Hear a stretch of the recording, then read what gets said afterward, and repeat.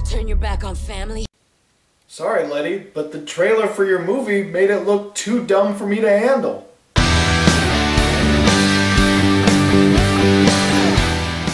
The Fate of the Furious is the 8th installment in the Fast and Furious franchise, and I gotta say, it made it to 8 films. That's quite the feat. In this one, an evil hacker named Cypher, played by Charlize Theron, is out to, well, take over the world and do bad stuff. I mean, it's not quite that, but it's pretty typical villain stuff. But she does an extra evil thing and turns Dom against his family. Yes, family man has to turn against his family in this movie and sort of go rogue. And now all the rest of them have to stop Dom and stop Cypher from doing bad stuff. It's Fast and Furious. I have no problems admitting that I was not looking forward to this movie. I also have no problem saying that I like most of the Fast and Furious movies. Honestly, I think the only one I truly dislike is the 4th one. I think it's called just Fast and Furious. I think that's the only one I was ever bored with.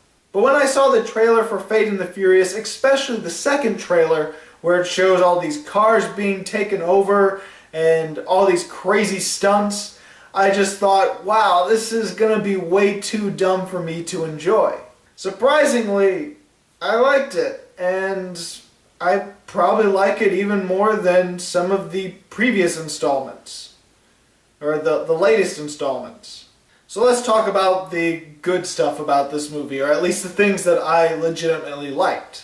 I did like how the movie began because it seemed to go back to its roots, at least for the beginning scene, at least for the opening scene, where it is a street race. I know other Fast and Furious movies have started this way before they go into the action, crime, thriller stuff, but I felt this one was handled maybe a little better than the other ones. Granted, towards the end of the race it gets really over the top and crazy, but I still enjoyed it. And I was completely fine with most of the acting in this film. All these characters, well, most of these characters have been established through 7 films now an 8th film. They've become so established as characters that even if they're phoning it in, even if actors are doing some of the typical stuff they do in other movies, I was completely fine with it. So while Vin Diesel and Michelle Rodriguez and Ludacris are probably they're probably the weakest links when it comes to acting in this movie, but they have established the characters in this movie from previous films and are sort of typecast as these characters that it gets to a point where even when they're phoning it in, and I've seen this character done several times by these different actors and actresses, it's like, it's okay. I don't mind it. If you have a problem with that acting, you're not going to like them in this movie. But I definitely feel there are some actors and actresses in this movie that I legitimately liked. First off, I love Charlize Theron as the villain in this movie. She was probably the best when it comes to acting. She is a stereotypical villain, maybe not the stereotypical hacker type villain because she's more intimidating and she looks a little bit more like a rebel, a little more extreme, more kind of like what a XXX villain might be. But you know what? She was intimidating. She was a badass villain in this movie. And she scared me at times, especially with some of the conversations that she has with Dom. The times when Vin Diesel and Charlize Theron are together were some of my favorite scenes in the movie, actually. Dwayne Johnson as Hobbs is good as well. He's so charismatic of an actor that you just sort of love him no matter what he does, at least I do. And he has some of the dumbest lines in the movie. And about 80% of the times that he has a really dumb line, it really works because he knows how to deliver them. Which the same can't be said for some other actors and actresses in this movie where they just can't deliver a really dumb line because it's just too dumb and they just don't know how to sell it. Kurt Russell's barely in it, but he's having a fun time and I liked him in it. Tyrese Gibson's fun as well, and so is Scott Eastwood. Scott Eastwood's in this movie as a new character for the franchise. Looks like he's going to be a new character for the team, and I liked him in it. Whenever he's a lead character, I haven't been a fan of him yet, maybe because he just hasn't gotten the right roles, but lately when he's a side character, I do really enjoy his performance. And I kind of like the back and forth that he had with Tyrese Gibson in the movie. Because Roman, Tyrese Gibson's character in the film, is usually picked on by all the other characters and sort of poked fun of. And so now you got Scott Eastwood's character, who is an apprentice to Mr. Nobody, who Mr. Nobody is Kurt Russell's character. And so he's an apprentice to this other guy. And so he's the newcomer, and so Tyrese Gibson's character, Roman, he decides, hey, I can pick on him because everyone else is picking on me. And there's some sort of back and forth with these two that I enjoyed, even though the comedy was definitely not the best. And Jason Statham's character is a blast to watch in this movie, and he was really fun as well. Even Luke Evans and Helen Mirren have cameos in this film, which is pretty crazy. And if you know, Luke Evans is part of the universe. He has a character from one of the other films. He was a villain in the fifth or sixth one. Sixth one, I think. And I have to say, for the most part, the action and the chase scenes and the car chases, they were handled really well. They know exactly what to do, and they were thrilling. But surprisingly, my favorite action sequence actually has to be a hand-to-hand combat scene. Or, well, it's gunfight plus hand-to-hand combat. And it has to deal with Jason Statham's character on a plane with a baby. And I gotta say, that was probably my favorite part of the movie. And it was towards the end. I liked pretty much most of the entire climax. And that's pretty much it. Fun characters, fun action. Nothing too grand, nothing terrible. Well, I have to say, there was a few things that I didn't like about the movie. For one, anytime it tried to do comedy, it felt really awkward and very immature. Now, the comedy probably was immature and really bad in some of the other movies as well, but this one felt more noticeable, or at least more memorably bad. There is some really cheesy dialogue, there is some really bad dialogue, there is terrible one-liners, but sometimes actors can make it work. There's one time when Dwayne Johnson makes this line really work, and I thought it was amazing. It was during this prison riot, and it seems like such a generic one-liner, but it was really fun how Dwayne Johnson did it. Basically, there's a riot going on, and he's trying to get to Jason Statham's character because Jason Statham's trying to escape the prison, and there's prisoners out to get Dwayne Johnson because he had put some of them in that prison. And so this one prisoner, he's got a knife or something. Yeah, he's got a knife or a shank or something. And he's like, I've been waiting years to get you back. And Dwayne just pushes him aside. I think he grabs his arm, the prisoner's arm, and uses the own prisoner's knife to stab the prisoner in the shoulder. He says, keep waiting, bitch, and just pushes them away. And it was, the way it was delivered was just, I laughed aloud. That was the only time in the movie I laughed aloud. And I do like the dilemma with Dom. I do feel there is a really good setup and a really good blackmail that makes sense why he has to follow Charlize Theron or follow Cypher. But at the same time, I could see that he's trying to get out of it. He's trying to find a way to solve everything and keep from killing his friends and family. And I thought all that was actually handled well. It gets to a point at the end where it's sort of a twist where everything comes together, and I found that fun, dumb, and entertaining at the same time.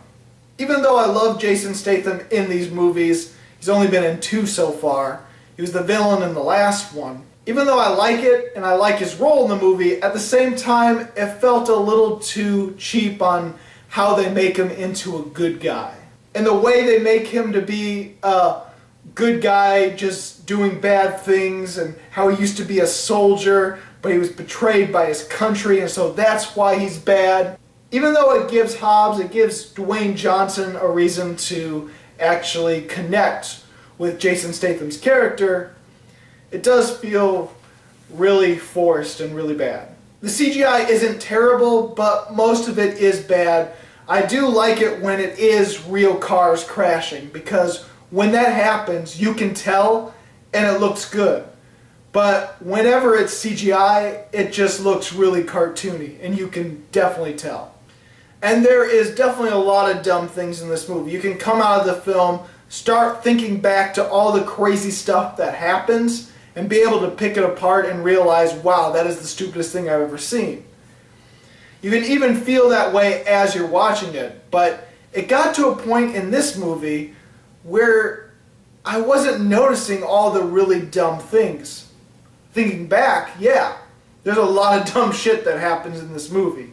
A lot of unbelievable stuff. But then again, this is the Fast and Furious, and a lot of them have been like that.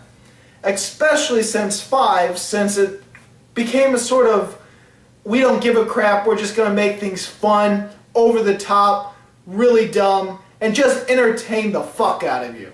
It feels like that's been the motto since number 5, and it keeps that trend.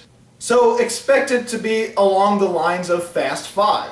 But even with that said, I don't think there was anything so noticeably dumb that it just takes you out of the movie, or at least took me out of the movie, like other previous Fast and Furious movies did. Like in the Fast and Furious movies, there's always this one stunt, especially since 5, there's always been this one really superhuman, really crazy stunt that just feels so outlandish and so unbelievable. I guess you can say in this one there's the whole torpedo thing, which frankly is not as over the top as all the other ones. It's not a torpedo! Take the wheel. What? This is crazy!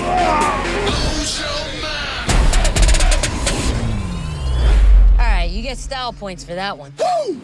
Or at least the big stunts in the other films. Or the whole fact that she can hack into all these cars and send hundreds upon hundreds of cars just to crash one car. No one's ready for this. She's the very definition of high-tech terrorism. There's thousands of cars in this city, and now they're all mine.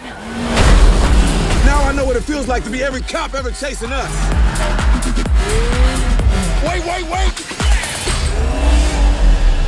Ah! Oh, damn!